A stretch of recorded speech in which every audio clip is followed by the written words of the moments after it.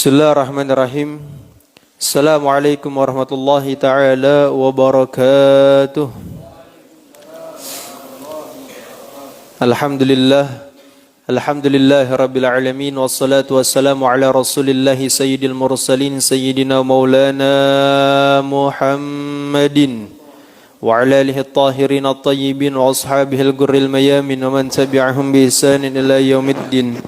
Allahumma lakal hamdu wa ilaikal mushtaka wa antal musta'an wa la hawla wa la quwwata illa billahil aliyyil azim. Allahumma inna nas'aluka ilman nafi'an wa rizqan wasi'an wa amalan salihan mutaqabbalan wa shifaan min kulli da'in wa saqam. Allahumma faqihna fid din wa 'allimna ta'wil.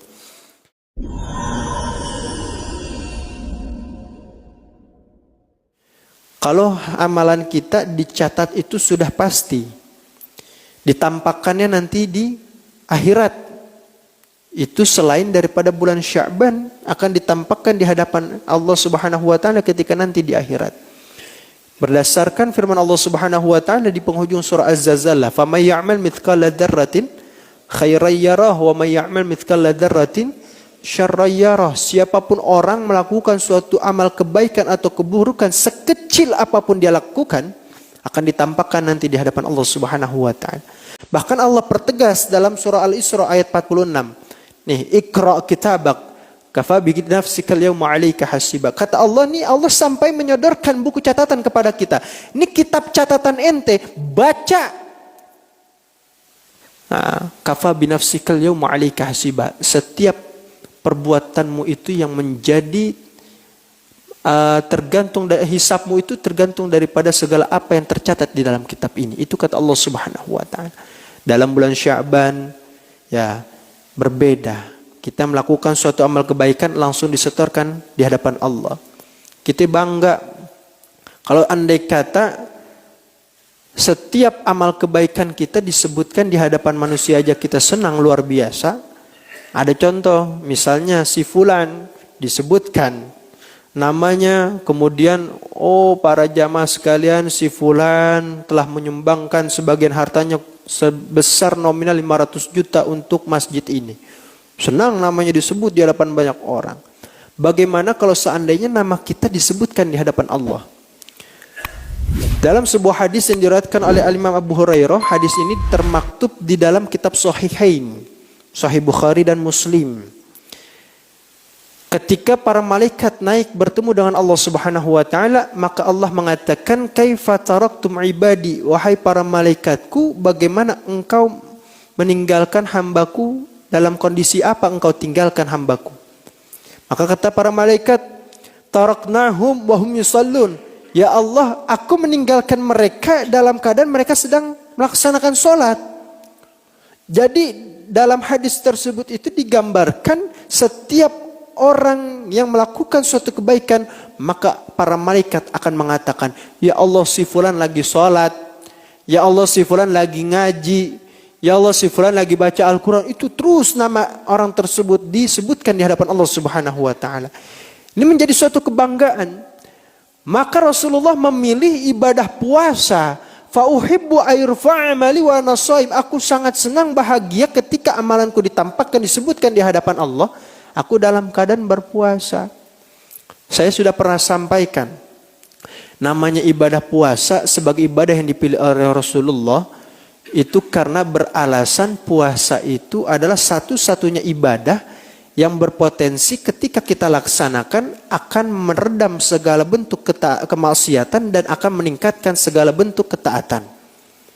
Orang kalau lagi puasa, yang tadinya orang itu sensitif, biasa disenggol marah, ya, atau bahasa istilahnya disenggol gue bacok begitu, marah dia. Dalam keadaan puasa orang mau dihina, dikatain sekeji apapun, dalam keadaan puasa dia apa? Sabar, gue lagi puasa. Di saat yang bersamaan orang yang berpuasa juga meningkatkan ketaatan. Yang gak pernah baca Quran lagi puasa, besok dah kita lihat lagi Ramadan. Yang kita gak pernah baca Quran, jangankan baca, megang aja kita jarang. Itu Al-Quran sampai pada lawas di rumah, sampai pada berdebu. Giliran Ramadan baru kita angkat, kita baca. Nah itu pengaruh daripada puasa. Sebab orang puasa pasti selalu berkeinginan untuk meningkatkan amal kebaikan di dalamnya. Orang gak pernah puasa, jangan harap nanti di bulan Ramadan dia mudah untuk melakukan amal-amal kebaikan. Nah Rasulullah memilih ibadah puasa. Tujuannya seperti itu.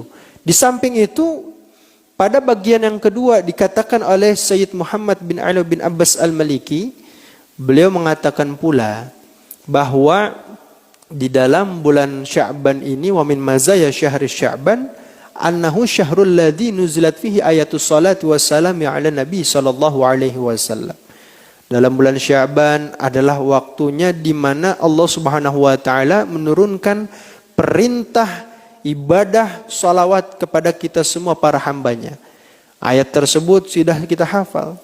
Innallaha wa malaikatahu yusalluna 'alan nabi.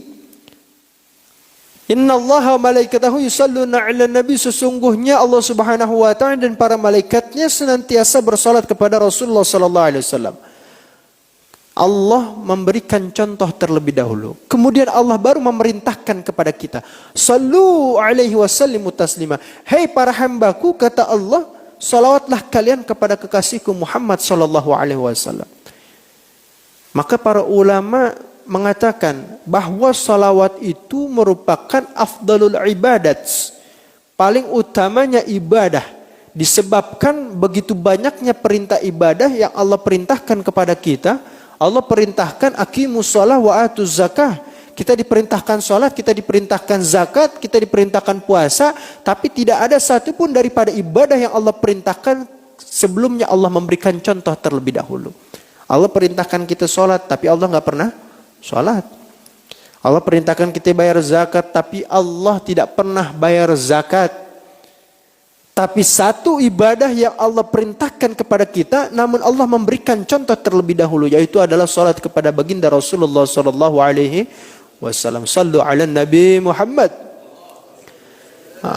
Maka di dalam bulan Sya'ban, satu amalan yang paling dianjurkan oleh para ulama selain ibadah puasa itu adalah dengan kita memperbanyak salawat kepada Rasulullah. Manfaat salawat banyak, jangan di bulan Sya'ban kita kerjain, tapi di luar bulan Sya'ban pun kita kerjakan. Banyak fadilah yang menjelaskan terkait dengan salawat. Di dalam hadis sudah sering kali kita temukan. Ya. Jadi dalam bulan Sya'ban ini yang diharapkan adalah mudah-mudahan sebagai penutup nih, mudah-mudahan dapat menjadikan kita semakin mendekatkan diri kita kepada Allah Subhanahu wa taala. Allah panjangkan usia kita dalam taat beribadah kepada Allah.